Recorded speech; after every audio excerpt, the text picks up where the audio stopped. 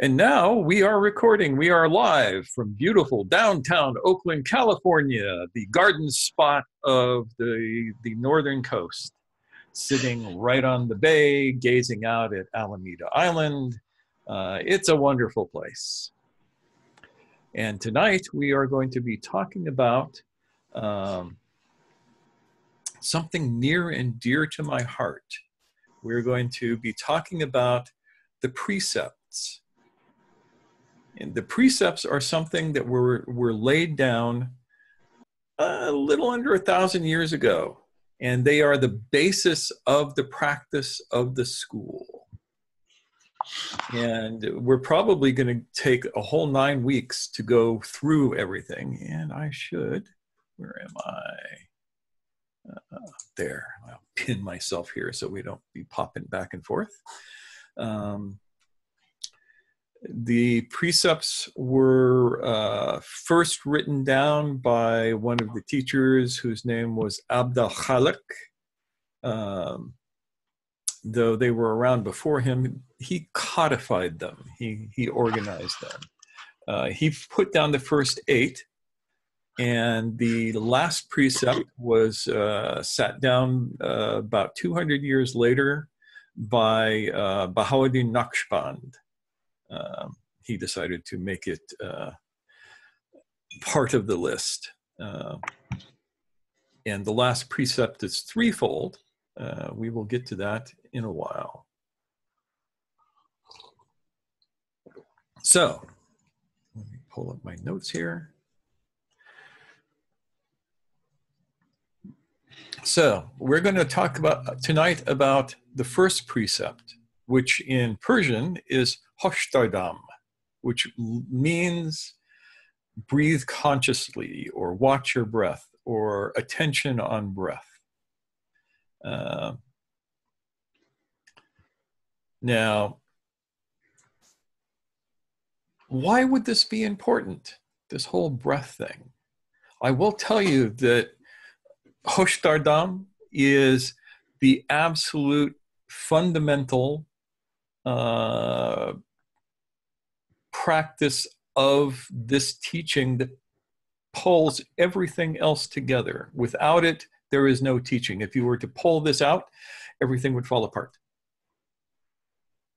One of the reasons is that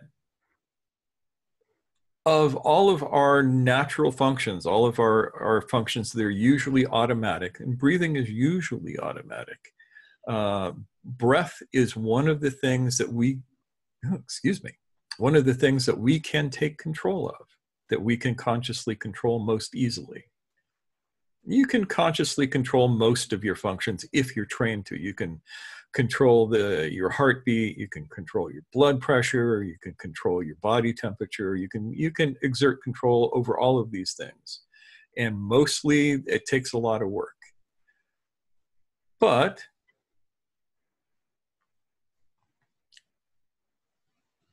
your breath, you have immediate control over. If I say to everybody right now, empty your lungs of air, you can do it. Right? There's no question about this. If I say breathe once per second, you can do that. If I say breathe 3 times per second, you can do that. And interestingly, we are one of the few creatures upon the earth that can do that walk on land. Cetaceans, dolphins and whales seem to have the same sort of ability. But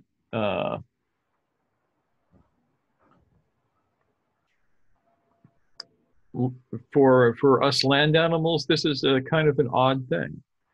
We see this in running. If you take any of the animals in the world who run, like say a cheetah, at its fastest stride, it can only take 1 breath per stride. It has no choice over that. We, on the other hand, can still control our breath at our fastest stride, at our sprint. We can choose how often we breathe and how deeply. And it's something that is unique to us, and it's kind of fun. So there's a lot to say about breath. And first of all,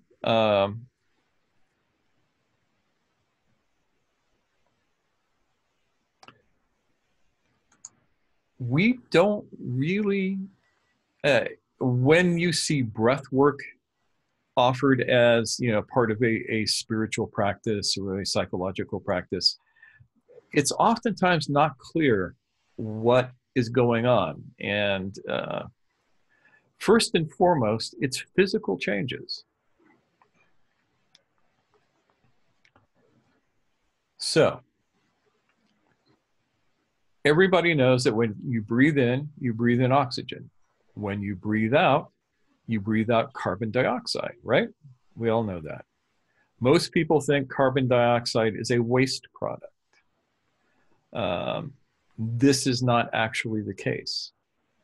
There is an optimum mixture of gases in the blood, of which carbon dioxide is one of the most important. There's this thing called the Bohr effect. Christian Bohr, not Niels Bohr, who Christian was a Danish physician who discovered this. The Bohr effect basically is oxygen binds to hemoglobin. It doesn't unbind from the hemoglobin except in the presence of carbon dioxide. So if you want your cells to get oxygenated, you have to have sufficient carbon dioxide in your bloodstream to make the shift from the hemoglobin to the cell wall. So yeah, everybody here is probably hyperventilated at one point or another, right? Either intentionally or unintentionally. Kids do this because it gets you dizzy and it's kind of fun. New Age spiritual types do this because people tell them, oh, it will, you know, you'll rebirth yourself or some such crazy shit. What you're doing when you hyperventilate is you're blowing out all your carbon dioxide. So you get lots of oxygen in your hemoglobin, lots of oxygen in the blood, but it is unable to transfer from the blood to the cells, and you get dizzy from lack of oxygen. It's weird. It's strange. And yet it is a thing.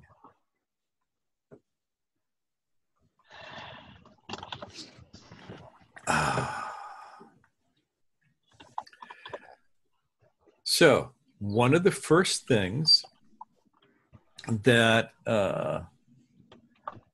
proper breath practice does is it balances out the CO2 and the oxygen in the blood. And it's weird because usually what we need for our organs, our heart, our kidneys, all of this kind of stuff is a 6.5% CO2 in the blood and 2% oxygen. Think about that. You need 6.5% to 2%. That is a 3.25 ratio or something like that.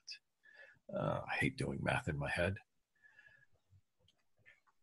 So your actual breath, at sea level, you take in a breath and you get 10 times more oxygen and 200 times less carbon dioxide than you need. That is a serious imbalance. That imbalance changes as you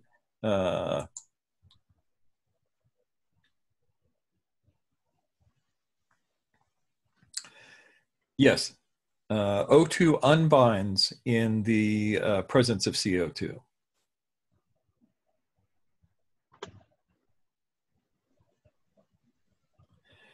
Yes, it is a very much more sophisticated idea than waste product. Carbon dioxide is not a waste product. Now, one of the things that we have discovered is that there are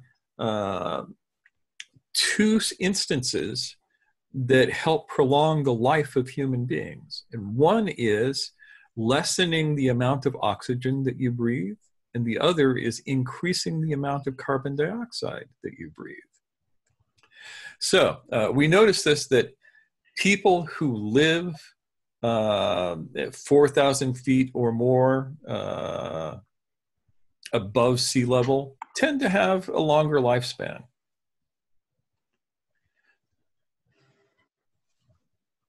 There are other ways around this, but if you think about it, human beings probably evolved on the Serengeti, and the Serengeti is quite a bit above sea level.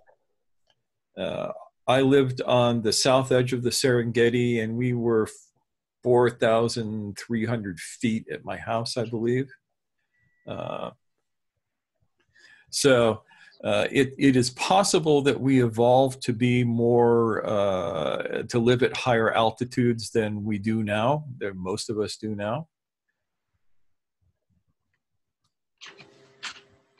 Now, one of the things that we also know is that the ancient masters of the way tended to live a very, very long time. You know, well into their 90s. Some of them were said to live way past 100 years. I don't have actual data on how long they actually lived. But I know that most of them lived into their 80s. Some of them lived past 100. How far past 100? Yeah, who can say? But all of them attributed their long lifespan to their breath practice more than anything else. That was the first thing, breath practice. And the breath practice that the work teaches, that this particular path teaches, is one that is designed to shift your blood gases in favor of carbon dioxide and allow you to really oxygenate your system.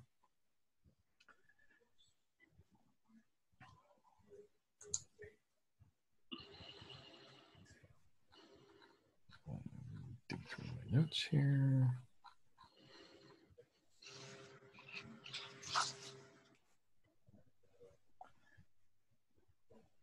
So any questions on the Bohr effect or anything like that before I proceed to the rest of the crazy stuff?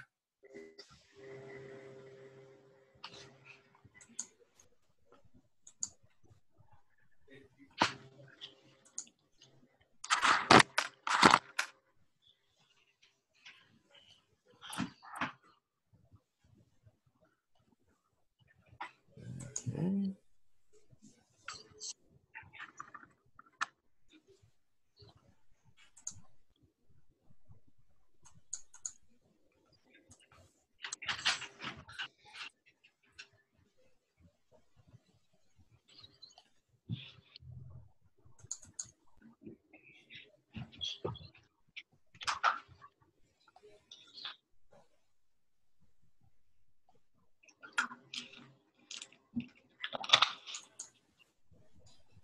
Okay, so let's talk a little bit more about the concept of Hosh Dar Dam then.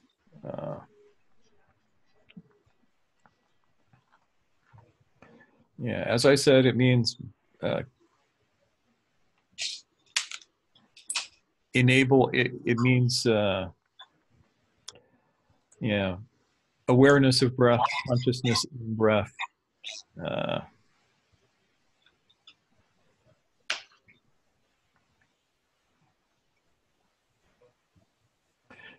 Now,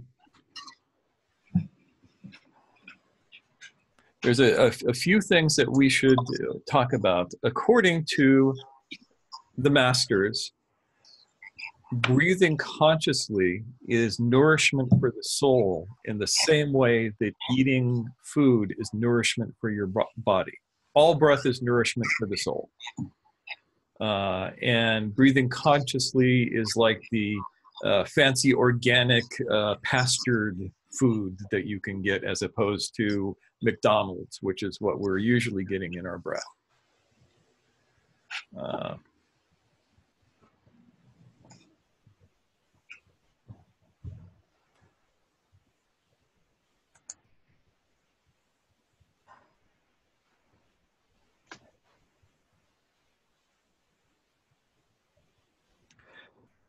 The point of it is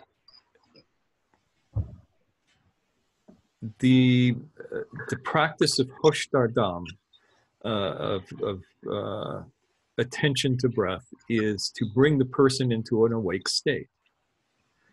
And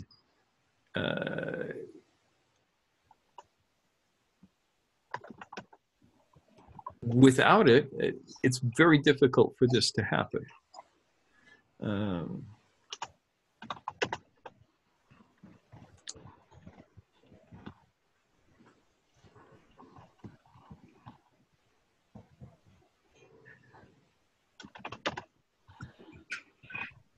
Yes, free range organic mana. I like that.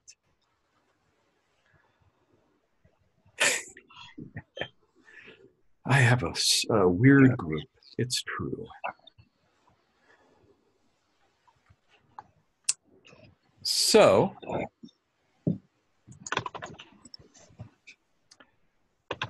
we have to understand that our tool for awakening, we only have one tool for awakening. And you're looking out the eyes of it right now. Your body is your tool. And it's really the only tool you have. You go, what about my mind?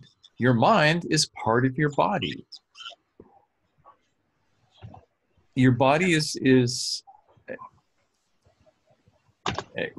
the way our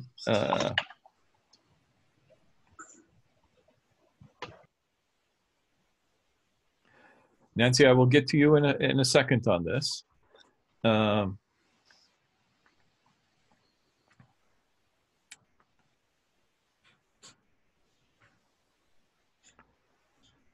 can I say this? You are not a ghost in a machine. You are not a spiritual being living inside of a shell. You are a field phenomena. One pole of the field is physical. The other pole of the field is we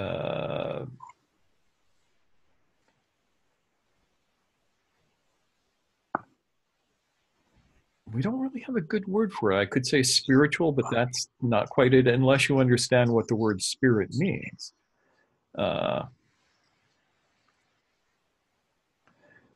So, in every language that I know of, you have one or two words for spirit or soul, and you know what they all mean. Take a guess. Ahmed, in Arabic, you can say ruh, you can say na. Yes. What do both of these words mean besides spirit? Ruh, we call the spirit. Nafs Yes. is the soul. Yes. And both of them also mean breath. Yes? Yeah. But, yeah. Nafas. Yeah, nafs, we call it in Arabic nafas. Yes. Naf.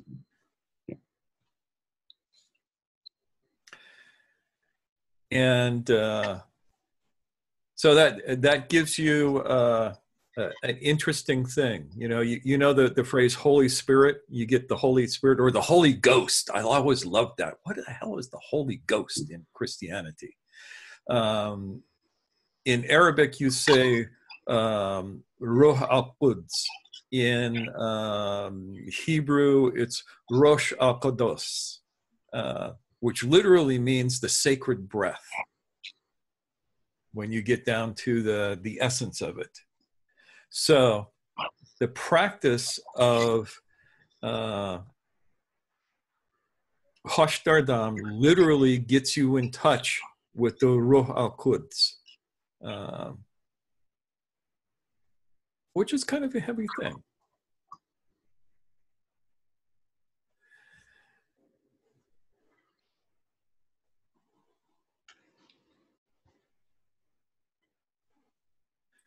So they don't tell you that. And I don't know how we ended up with Holy Ghost in Christianity. It always struck me as like the weirdest thing.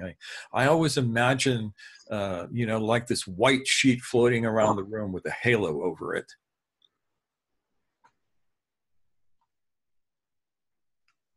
I definitely did too. Yep.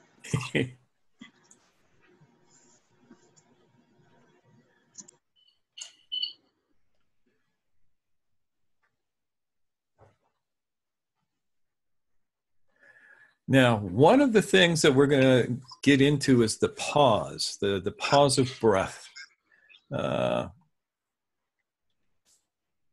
which gets very, very interesting. But before we do that,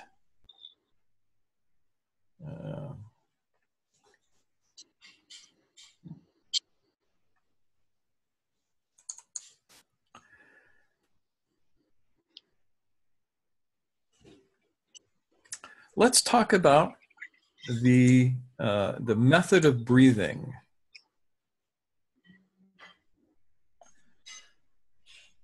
Yeah, ghost is an odd word. It's from the German, and it literally means a disembodied entity.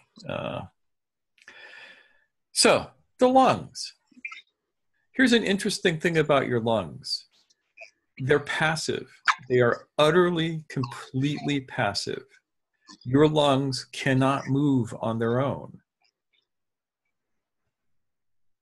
They're like, it's very odd how that works, because you would think like your stomach and your intestines, they actually move. They have muscles, and they flex and they squeeze on their own. The lungs do not do this. The lungs only work when the rest of your body makes them work.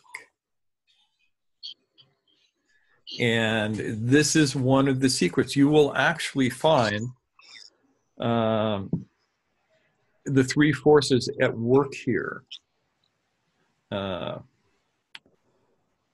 The denying force, the passive force, is the lungs themselves sitting in your chest. The active force is the musculature of your body that makes the lungs work. The reconciling force is your consciousness on your breath in order to regulate it correctly.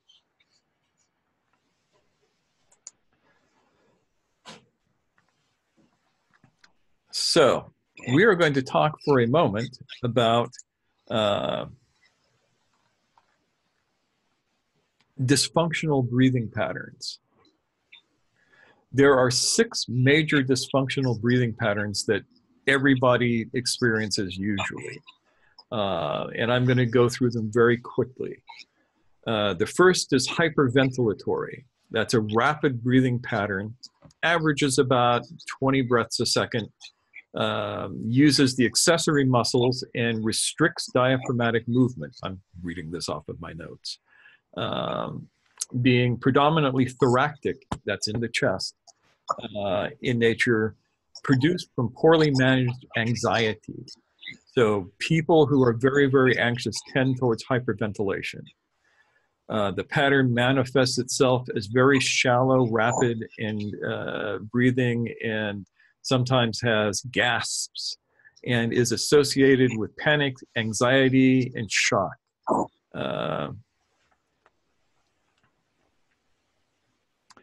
Those things, anxiety and panic, will habituate you to this kind of breathing pattern. And it is a danger to yourself. Has anybody here ever had a bout of hyperventilation?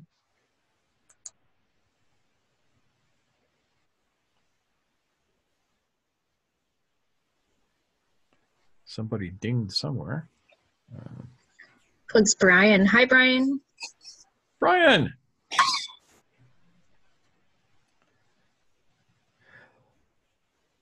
So,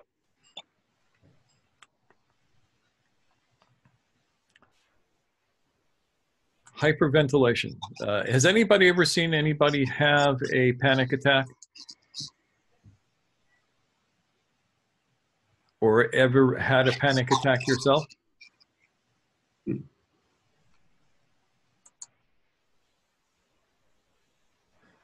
Well, it kind of looks like this. You're sitting there, you're freaking out, and you're going, like that. It's all up here. It's all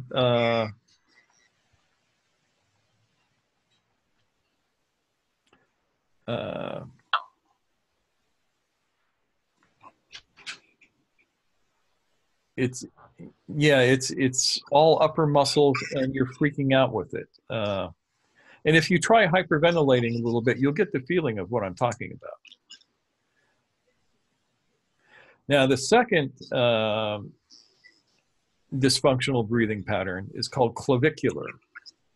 The people who are conditioned with this pattern will exhibit. You see how my upper chest is rising and elevating? The abdomen doesn't really move. The diaphragm will raise up a little bit. Oftentimes, people who breathe this way will breathe through their mouth habitually because they can't get enough air in just through their nostrils. It provides minimal pulmonary ventilation. You tend to get anoxia from it.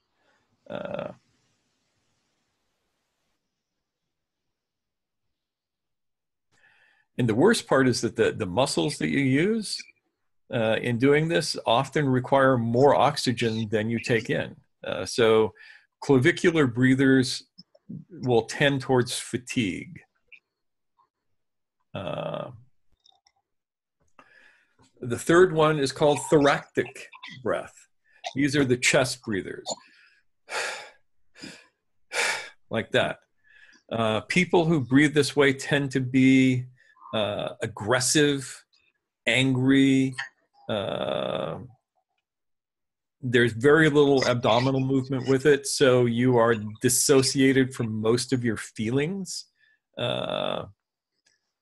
It will enlarge the thoracic cavity using partial vacuum to fill the lungs.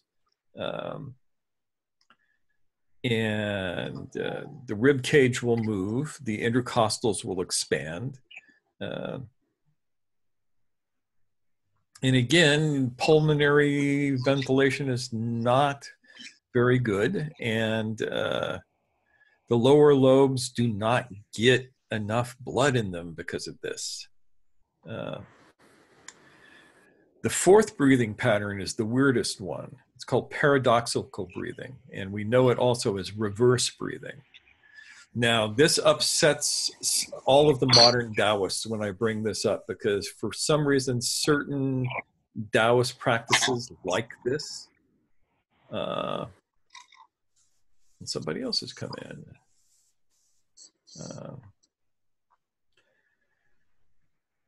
Reverse breathing is where as your chest,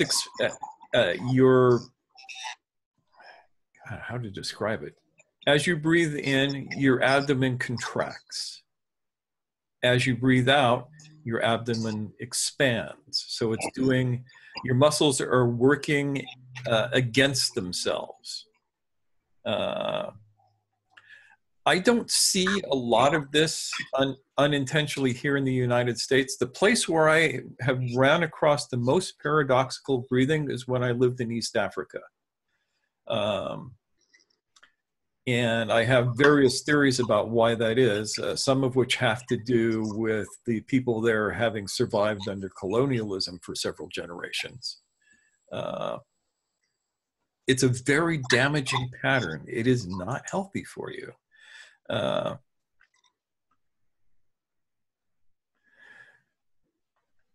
This pattern is developed through stress, shock, and fear. Fear is a big one for paradoxical breathing.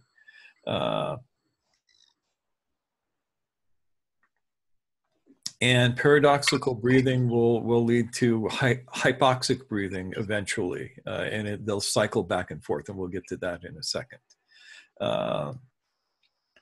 So people who are subjected to constant fear and stress and heavy insecurity will often develop this. And this is why I think I saw it in Africa so much, because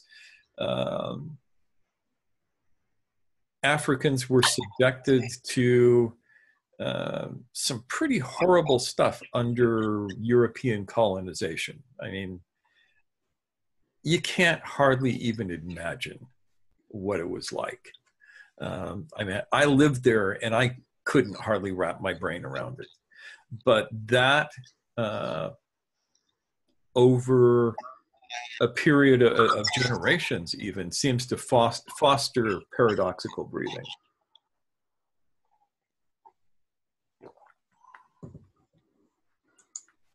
So the next one, the fifth of the six, is called periodic breathing.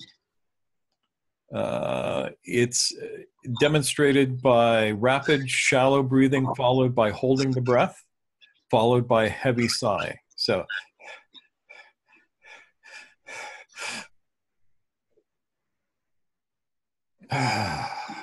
like that. It's a overcompensation for CO2 concentrations. The panting blows off CO2. The holding the breath redevelops it. The sigh sort of starts the series over again. You find this in people who suffer from true sleep apnea.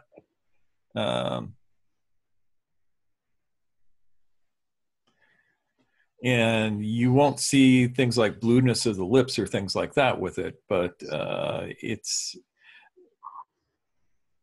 this you find with people who have PTSD. Post-traumatic stress syndrome seems to really make a big difference for this. And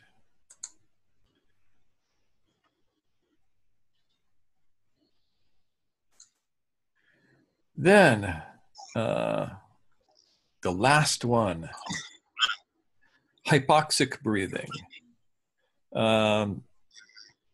You find this in preparation for perceived exertion. It's a pattern it's an inhalation, a withholding of the exhalation, breath retention, and pressurizing until the perceived exertion is done. Holding the breath like that dramatically increases intrathoracic pressure. Your blood pressure skyrockets. It antagonizes the vagal nerves, and it lowers your oxygen content.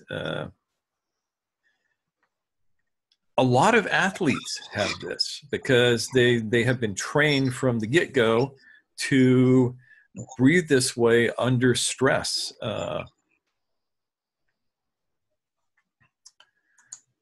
You also find it in certain martial arts. Anybody who has ever done any karate has run across the Sanshin kata.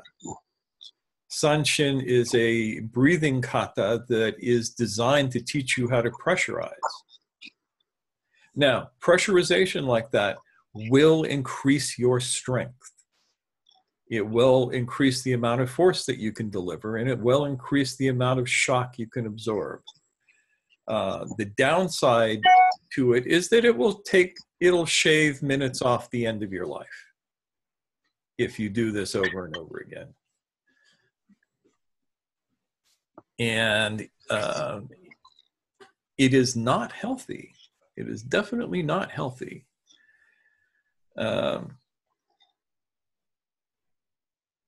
So those are the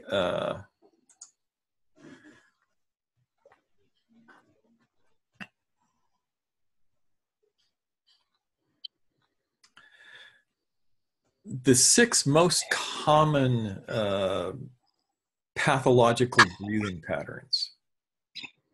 Now, what Hosh Dar Dam does is that it helps you repattern from them and any of the others into what we consider the natural breathing pattern. The natural breathing pattern is one that works with the body rather than against it, that works with your movement. If you get this breathing pattern down correctly, you are not breathing, you are being breathed by it, to steal a phrase from my old buddy Scott Sonnet. It is the idea of your movement breathes you. I was first introduced to this by my very first Tai Chi teacher, who said, if you are doing the form correctly, you do not need to take a breath in or let a breath out through the entire form, because the form will work your lungs for you. And it's true. If you really experience this and there's a number of what they call the internal arts in China, Indonesia, and other places that understand this and allow you to be breathed through your movement and presence. We find this in the Sufi zikr circles. Sufis do ceremonies sometimes where there's a lot of breathing going on. And you're moving as you're breathing, and you may be going here, back, here. And as I'm moving, my lungs are working just through the movement. So I'm doing this, I'm exhaling. As I move back, the air comes in. As I come here, I exhale again. So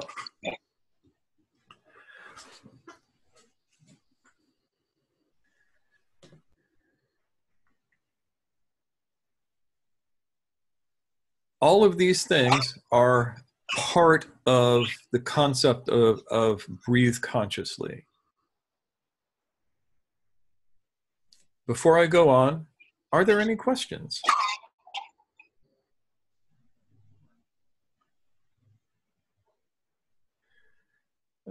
Aaron says, does a kiai work the same? Depends on who taught you how to do the kiai. Kiai is an energy shout that the Japanese do. And basically what a kiai does is it doesn't pressurize you, it forces the pressure out. Because you were expelling the air rapidly, your diaphragm is coming up.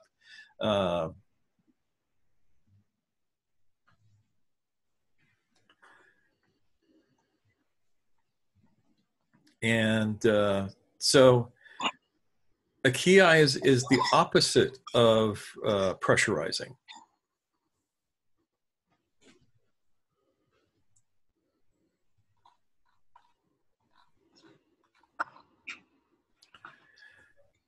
So, any other questions before I go on? Feel free to turn on your mics and shout it out if you want to. Mushtaq? Yes. You know, by definition, or in the Quran, there was a verse that the Jews, they went to ask the Prophet Muhammad about the ruh. Mm-hmm. And then he had the oracle or the inspiration, al-wahi. Mm-hmm. And there's this verse which says, or recites that, وَيَسْأَلُونَكَ عَنَ الرُّوحِ قُلْ إِنَّ الرُّوحِ مِنْ أَمْرِ رَبِّي وَمَا أُوتِيتُم مِّنَ الْعِلْمِ إِلَّا قَلِيلًا. Well, the translation for this, that, you know, and this is, these questions was part of why Surah Al-Kahf came down on him, because the Jews, they wanted to test if he was really a prophet or not. So they went and they asked the Jews, because they were the first known religious people who had a prophet. So they asked them, how do we know that he's a real prophet? So they told him, ask him about three things. If he knew the answer, then he is the prophet. So they asked him about the ruh, and when this verse came, and the translation of it, or some sheikhs, they interpreted that the ruh, by definition, no one can really know what it is, because God himself said, you have no, you don't know a lot, or you have been given that much knowledge, and a lot that you still don't know.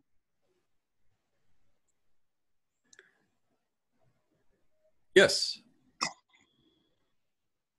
So here, when we speak about ruh, we speak about it in the term of breathing, or that it is something really big and it's unknown, and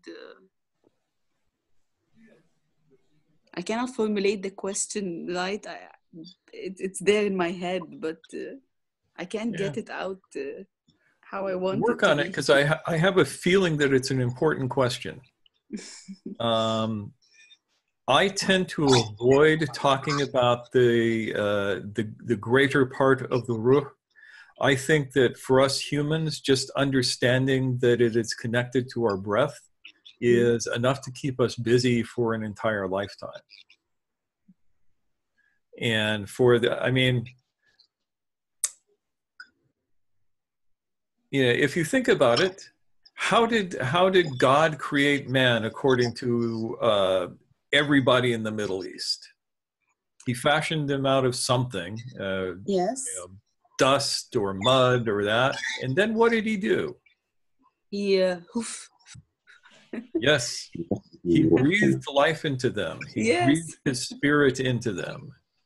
Yeah. So that's the mystery when it comes right down to it.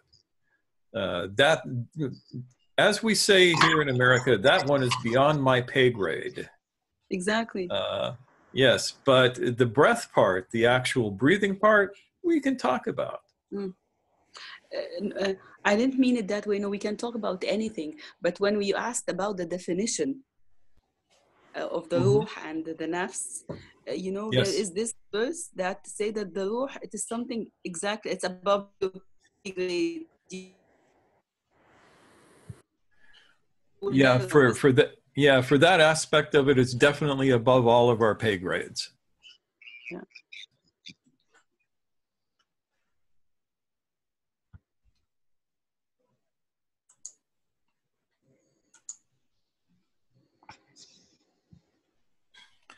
So,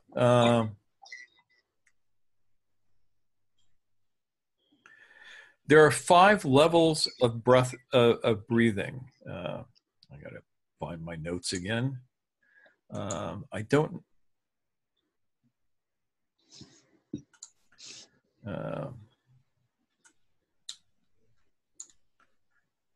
Where is it? There they are.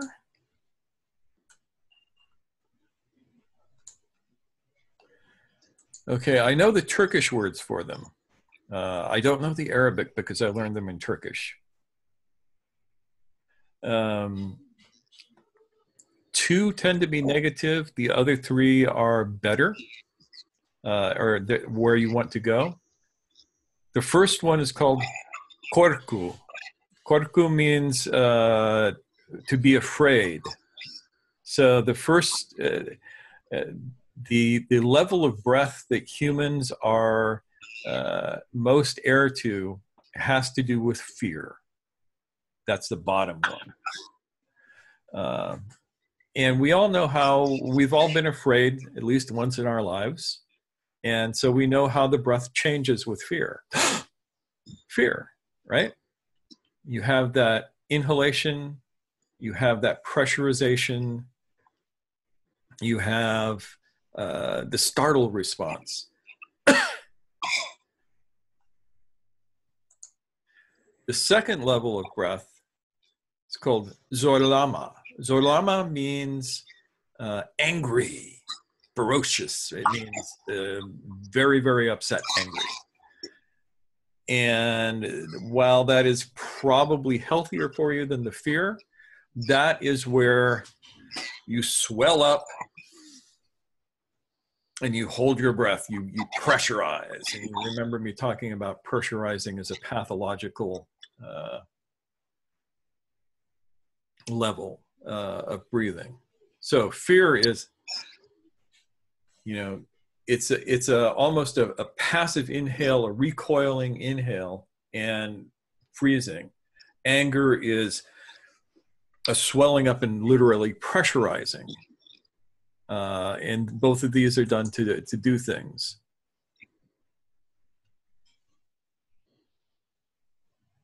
The third level is autorite, which is, that means to be under discipline. When you start breathing at this level, and this is the first step in Hosh Dar Dam, in attention to breath, is that you take conscious control of your breath and you begin to mesh your breathing with your body. And the way that works is either on, you exhale actively on expansion. So if I'm moving outward, I exhale. As I move inward, I inhale. And my inhale is passive. And we have some questions here. Now there's a little extraneous noise going on for me too.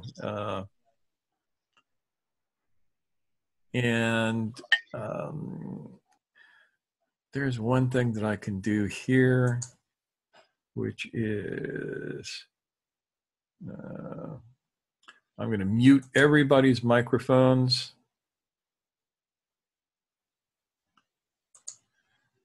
And you will still, you can unmute your microphones when you want. I haven't blocked you from doing that.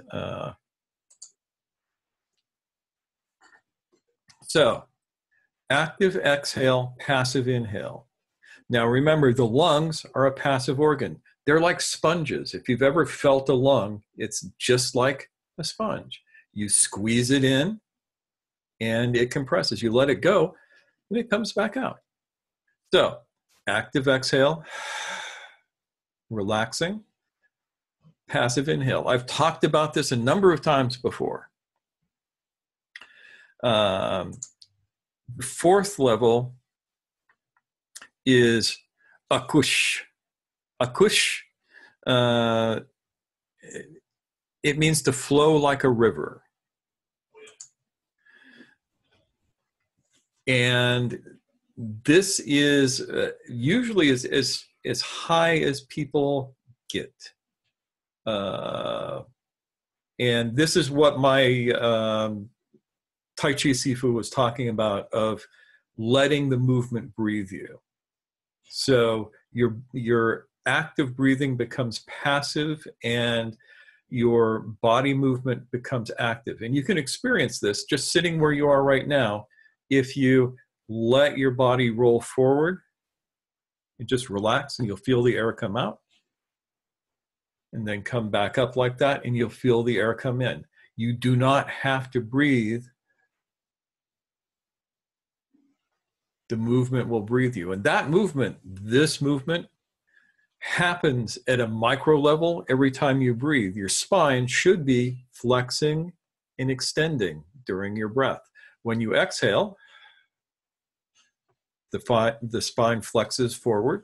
When you relax, the natural muscle movement lets it open back up. So it flexes back. So it's doing this and this. This is hard to get to, but it's interesting and fun. The last level of this, so they call it ustaluk. Ustaluk means,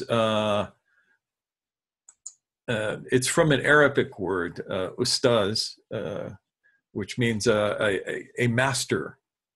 So it is the level at which you have mastered your breathing. And one of the main qualities of this is while you are moving and your body is breathing you, there are times when you need to create exertions to your movement. And that will happen at the pause between the out breath and the in breath. You will also learn to create that pause as a longer and longer part of the breathing. And later on, we will talk about some of the breath exercises that will do that. Now, this is nothing mystical. Well, it is, but it's not just mystical. Anybody who has ever done any archery and has been well trained in it, or any shooting practices, what do you do when you release an arrow? So here's my bow. Here's my arrow. I draw it. As I've drawn it, and I'm using the Asian thumb draw here as opposed to this. So here I am. I've drawn my bow. This is a natural inhale. Then I exhale, active exhale. Then I pause. At the pause, I release. You do the same thing if you're shooting a pistol or a rifle. You exhale, you pause, and you squeeze the trigger. You do this for a lot of reasons, but one of the most important reasons is that you have the finest motor control during that pause. You are able to do extremely fine work, and your body is still, so you can do this.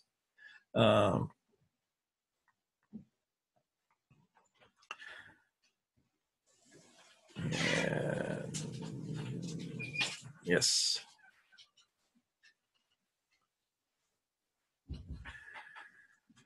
And so those are the 5 levels of breath that we work with. And this is the one level of Vince going behind us. Mr. Dog. And the dog. The dog runs the household. So any questions on that?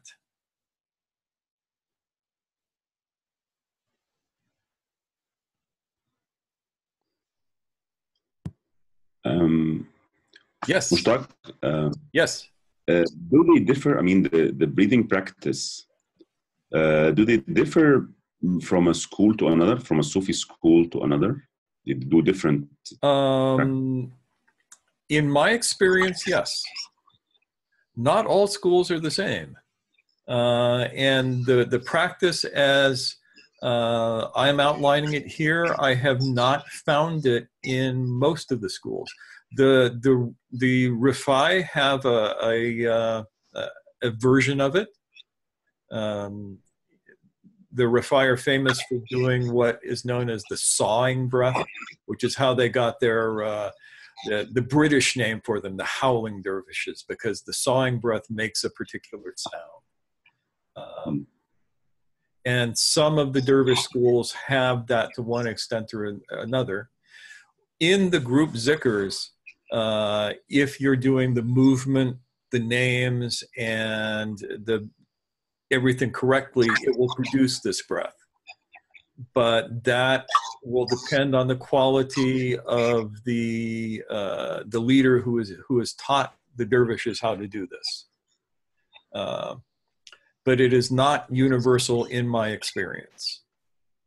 It is found, I have found it done correctly in the Turkish and Central Asian schools, not in India, interestingly enough. There was a group of dervishes I ran across in Egypt who were doing it correctly. In Morocco, not at all. So it depends. It varies from place to place, and school to school, and teacher to teacher, I think. Hopefully that answered your question.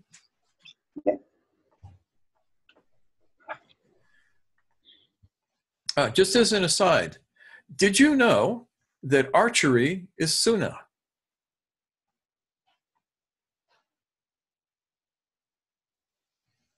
Sunnah, you mean Sunnah? Yes. Yes. Yeah, teach Yeah, your boys the swimming and archery and riding horses. I mean, this is one. This was a hadith. yes. I always liked that. I used it as an excuse to buy more arrows or another bow more than once. Mm. Kyle is laughing at me. Any excuse to buy more pointy things, he'll take it. More pointy things, yes. But it's an extremely good discipline to learn to shoot arrows. So Scott asks, what is sunnah? Sunnah means what the prophet did.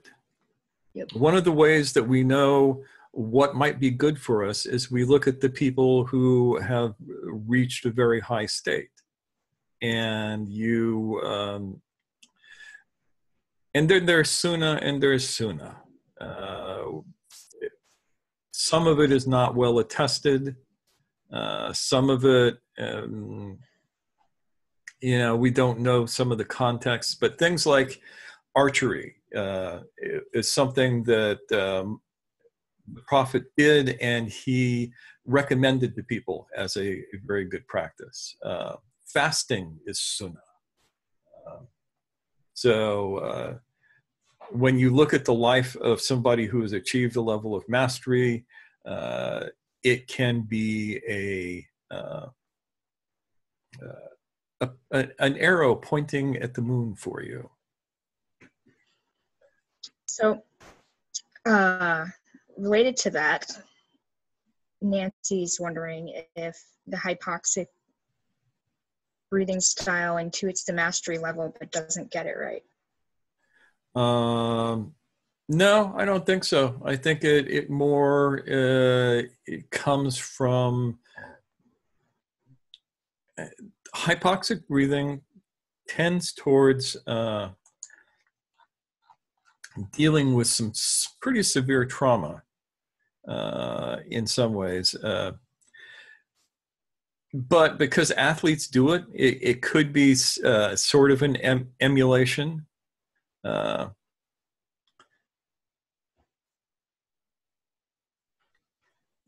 There's always an element of anxiety to it. So you could be right in that. It could be an attempt to get there, but you end up going backwards and sideways instead of in the direction that you need to. Seems fair. Yeah. And Aaron says, I found that movements in Tai Chi facilitate being breathed. Yes. Movements in Tai Chi are designed to breathe you. And as I was saying, if you do the form correctly, according to my first teacher, you never have to breathe the whole time you're doing it. The form will breathe you. So let me, I'm unmuting everybody. At least I thought I was unmuting everybody. All participants are unmuted according to this, but I see everybody still has a red slash through their microphones. So we're going to open this to questions, queries, thoughts.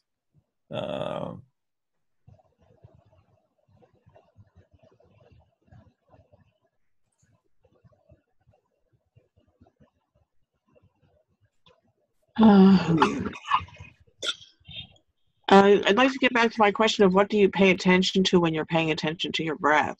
Yeah, oh, yes. That's a good question. What you pay attention to is your breath.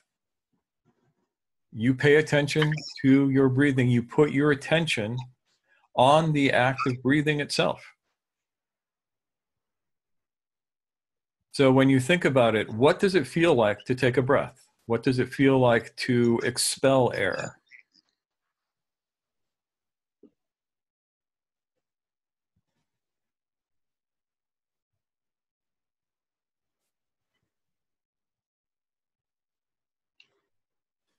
And Nick asks, does the Bagua form breathe you as well? And the answer is yes. Have Tyler show you that. I've gone over it a bunch with him. But back to Nancy's question, there is no area that you want to fixate on. You just want to experience the act of breathing. So you'll feel it in your nose, in your throat, in your chest, in your belly.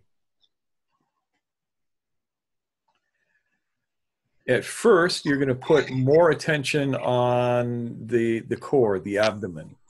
So you're going to get, your attention is going to get bigger.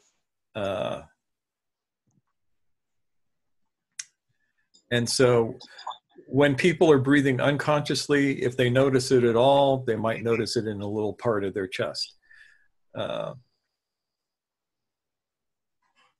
A good way to start is to start exhaling with the abdominal muscles, with the core muscles.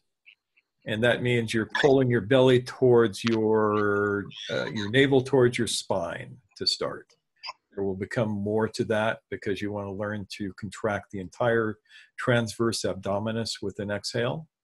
And that goes all the way around your body like a corset.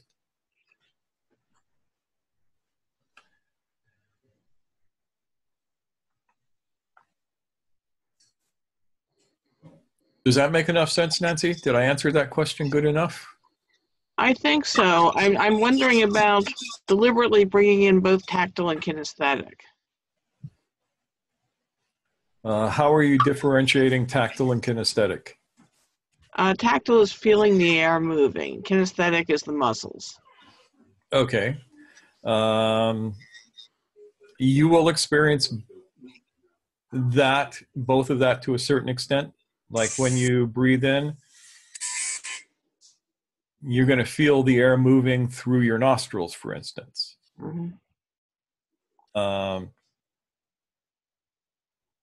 At the same time, you're going to feel your muscles contract or expand. So it's you don't separate it down into component parts. You take it as a whole. You want to expand rather than contract your awareness. Yeah. It's just I tend to leave out the tactile if I don't pay attention to it. Okay. Yeah, pay attention to it, but don't pay attention to it to the exclusion of anything else, if that makes sense. Oh, yeah. I don't think that's a big problem for me. Okay, cool.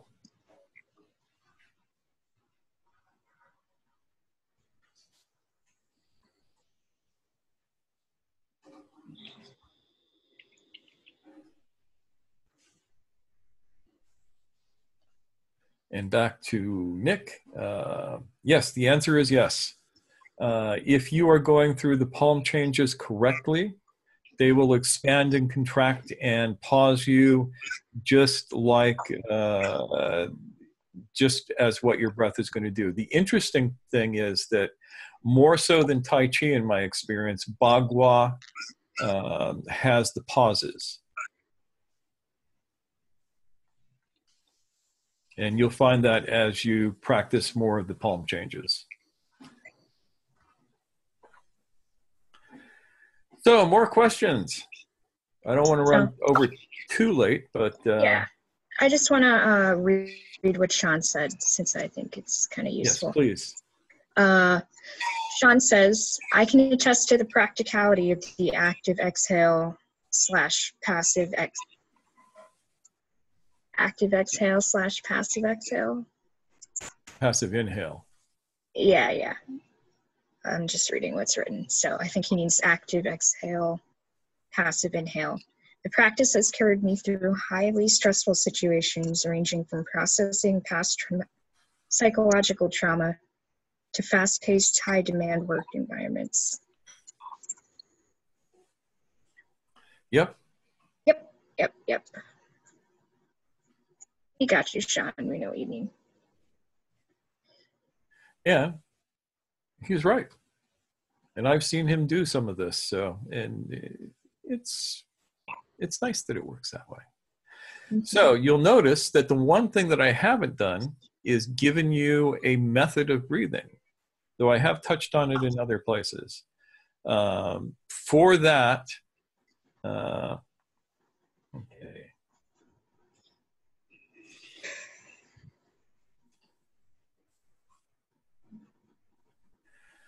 The other way, Mark asks, in our past conversations about breath, you have mentioned that the pause after the exhalation builds up carbon dioxide. Are there other ways to build up carbon dioxide? You can develop the same balance of blood gases by going to higher altitudes. Where there is less oxygen, that does the same thing. So you have two ways of dealing with this. Let me find my notes on that.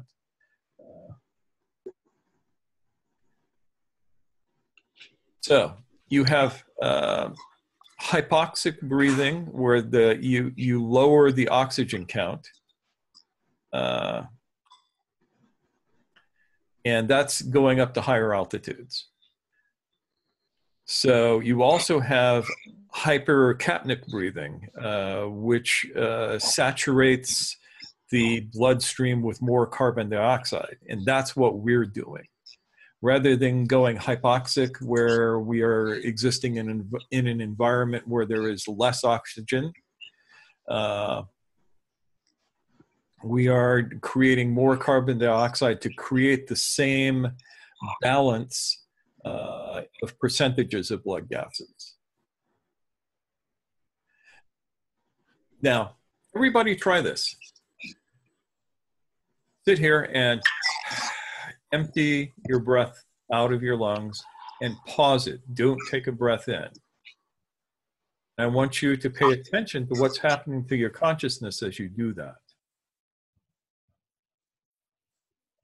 You're going to notice that you get slightly agitated even before you get the urge that you need to breathe, because your oxygen uptake is picking up. And you can relax and breathe again. That is a sign of what happens. During that pause, you superoxygenate yourself to at least a degree.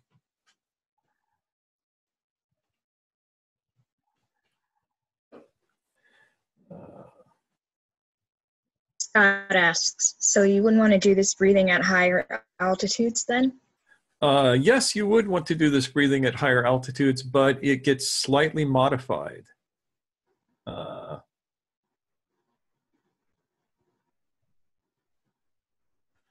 And Brian is one of my Tai Chi students.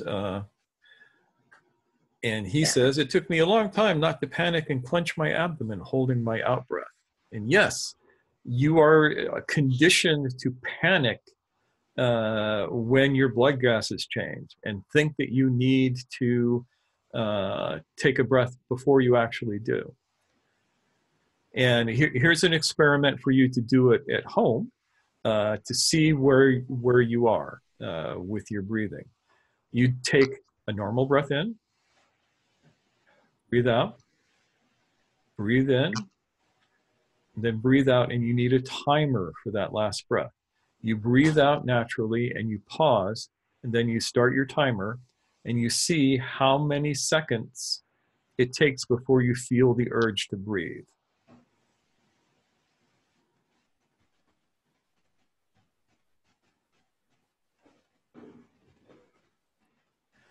And the moment you feel the urge to breathe, you take a breath in and you notice how long it goes. This will give you a couple of things. Urge, not necessity, just urge, the first urge to breathe.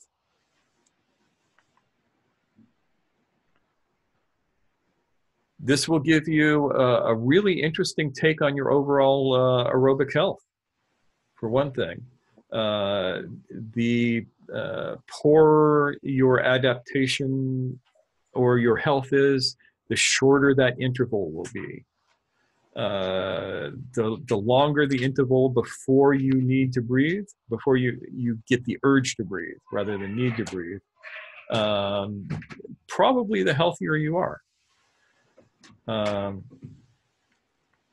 And it will also show you that panic response that Brian mentioned, because you are conditioned to panic when you feel the shift in oxygen.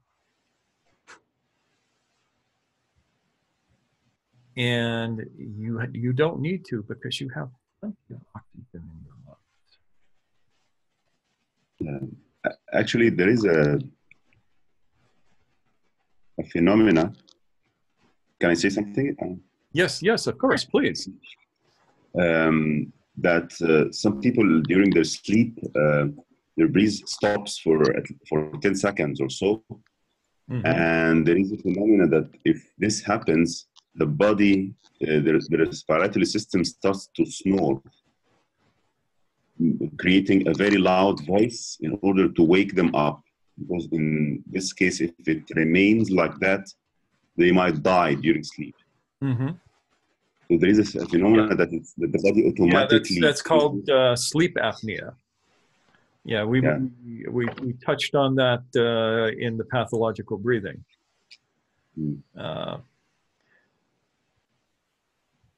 Yeah, and that is a different thing.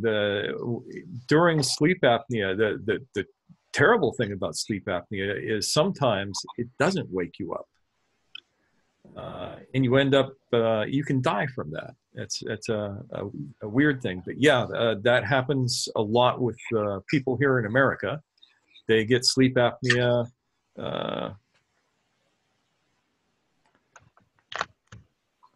And they end up having to wear a mask when they sleep, so that when the breath stops, it forces air back into their lungs and things like that. Yeah, and COPD, that's another thing. Scott mentions that that really seems to be a disease of the modern world in some ways.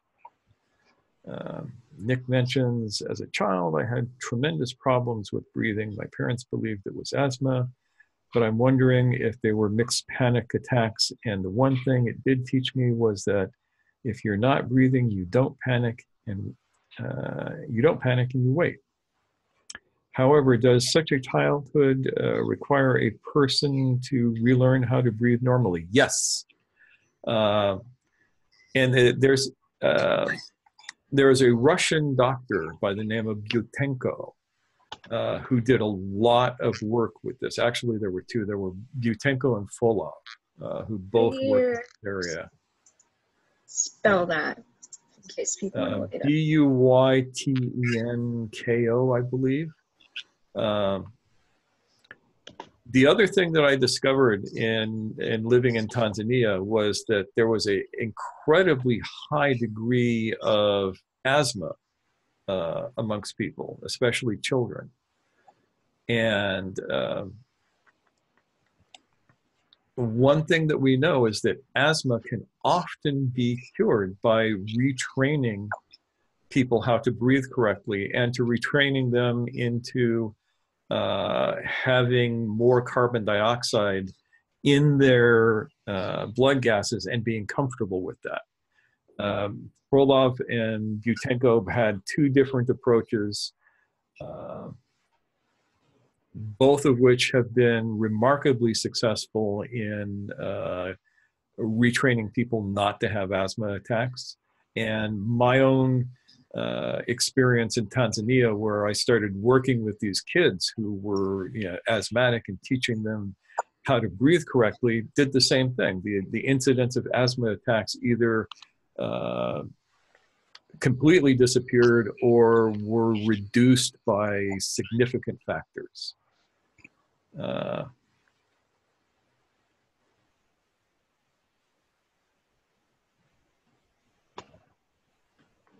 Okay.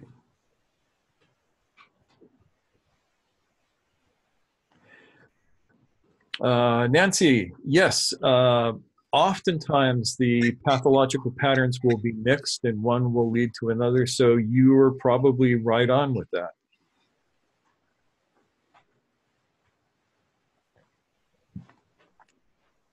But I will tell you that the breathing practice that we teach will definitely have a tendency to relieve asthma and that sort of thing, at least in my experience.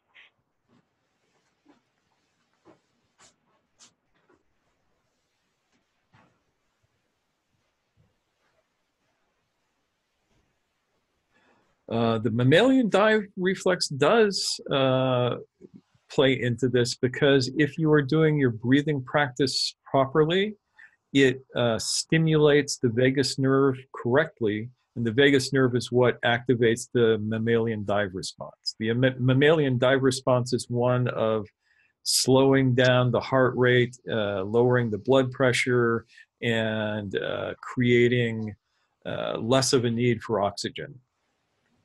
And it is controlled by the vagus nerve.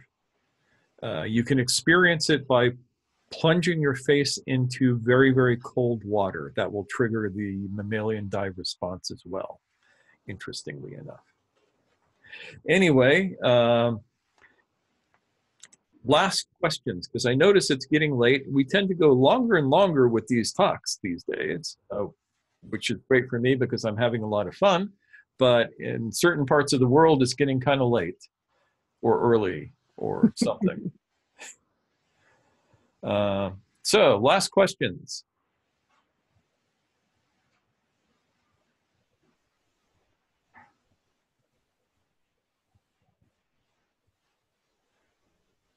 All right, next week we will pick up on the second precept, and we can review this. If you have questions, you can send them, bring them up on the forum. We will do our best to answer them. If I don't know the answer, Kyle will. And I thank you all, and I'm going to shut off the live stream now. So